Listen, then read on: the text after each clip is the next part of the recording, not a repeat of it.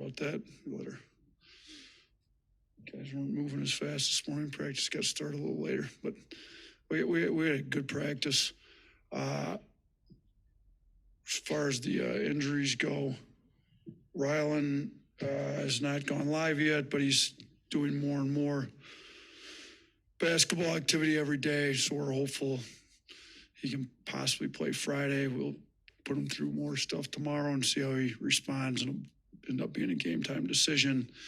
So we've done well up in Nashville. Obviously, the one tournament that we've had that wasn't in Nashville since I've been here was in Tampa, and we didn't perform that well. So we like the tournament being back up in Nashville. I think the more important thing is our guys are locked in, ready to go. I thought we've had a couple of really good practices here these last 2 days. So, and it's good we've got the bye all the way to Friday. It's the first time since 91 that we've had back-to-back seasons with a top 4 seed. So getting top 4 seed's a big deal. It's hard to win 4 straight games. There's 4 teams that'll try to win 3 straight games. Typically, that's where the winner comes out of one of those 4. Typically, now obviously it could go the other way. So who knows who will end up playing on Friday? But Florida, if that's who it ends up being, handles pretty well. And then it's been a long time since we played Missouri, and Georgia kind of the same. It's been a while since we played them. So we'll kind of watch how that game goes tonight, and watch how the game goes tomorrow night, see who we end up playing, make sure our guys are locked in, ready to go. But, we've had a good regular season, 13-5, and arguably the best conference in college basketball. One of the top 2 is a really good year. So, we don't want to diminish the fact we've had a great year, but it's a little disappointing. We felt like we could have, won the league, had a share of it. So now we got to regroup, and I think our guys have done that, get their heads back in the right place and try to go for a tournament championship, because the league hands out 2 champions every year. So Tennessee's got 1, and then tournament champion will yet to be determined, and we're going to try to do what we can to get this thing done here. Yeah, Coach, just what's the significance of having a guy like Latrell back, especially if you end up playing Florida, who wasn't available to play against? Yeah, I mean, he's played really well. You kind of look at efficiency numbers. He's our highest rate. You go to like Ken Palm's individual player offensive efficiency. He's our highest rated guy. He doesn't turn the ball over. He makes open shots, and he really guards. He follows the scouting report. He knows what he's supposed to do. So it's crucial we get him back. It'd be great if we could have him and Rylan both backs, and we get some backcourt depth. It's going to be hard to win 3 games in a row with playing Aaron and Mark as many minutes as they had to play with both Trelly and Rylan and them being out. So, if we can get them both back, I think gives us a lot better shot to win 3 in a row. But we definitely are a better team when we have both them. And for sure, you asked about Trelly. When we have Trelly back, he was playing really good basketball when he went out, and then we dropped a couple when he was out. So it'd be nice to have him back. Yeah, just kind of in general, what's your approach like when you get into tournament play and you don't know what opponent you're going to be playing? How does that preparation, what's that like? You know what? I mean, you split the scouts up between your staff. Now, the conference tournament is a little different than the NCAA tournament.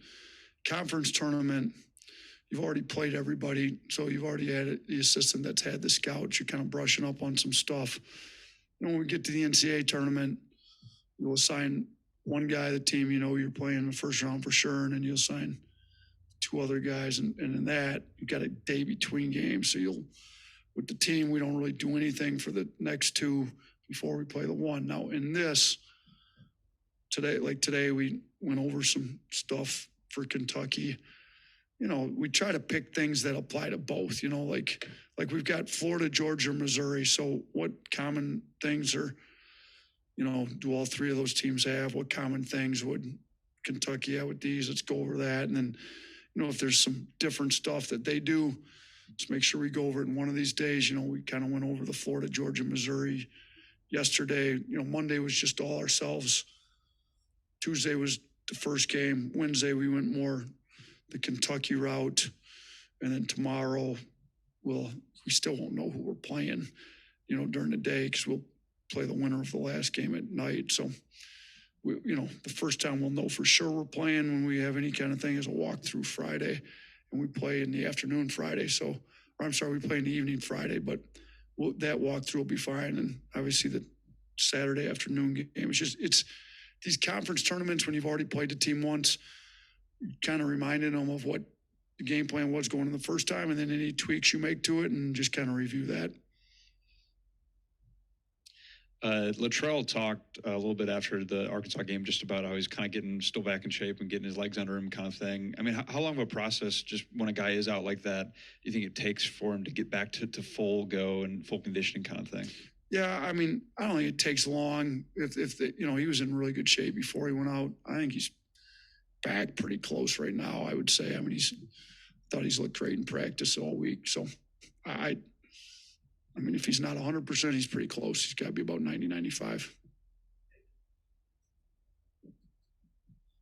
You said a few times that you need the freshmen to kind of step up and play a little bit above their age. How have they handled kind of turning the page of the regular season and looking ahead to their first pro season? I mean, I think they've been good. I thought Sam's had a good couple of days of practice. Jaron had as good a practice as he's ever had. And here this week, I think Mo Diabate's kind of coming into his own. I mean, on Monday this week, he kind of dominated practice in a lot of regards.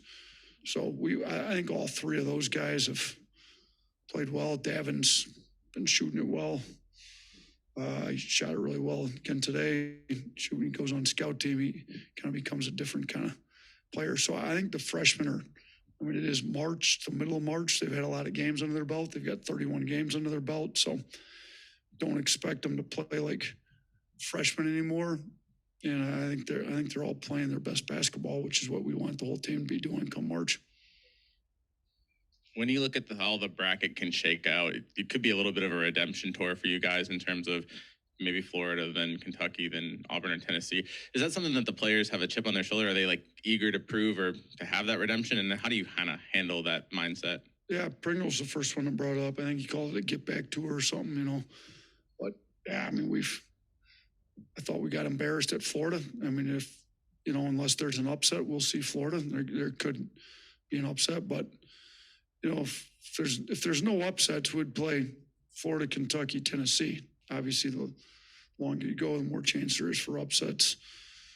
But all three of those teams, those are the last three teams we lost to, and Florida embarrassed us, Kentucky embarrassed us, and we lost a tough one at home to Tennessee, but they kind of embarrassed us at their place. So, now all three were road games. None of these games up in Nashville beat true road games, although Kentucky's fans have come pretty strong up in Nashville in the past, but it's technically a neutral game for everybody. So we got to play a little better than we did the last time, a lot better than we did the last time against these teams. But I think there's a chip on their shoulder. Any competitor, after you get embarrassed, wants to come back and show that, I'm not that bad. We didn't, as bad as we looked at Florida, we're not that bad. As bad as giving up 117 to Kentucky, our defense isn't that bad. We need to come back and compete a lot harder on these next go-rounds with all these teams.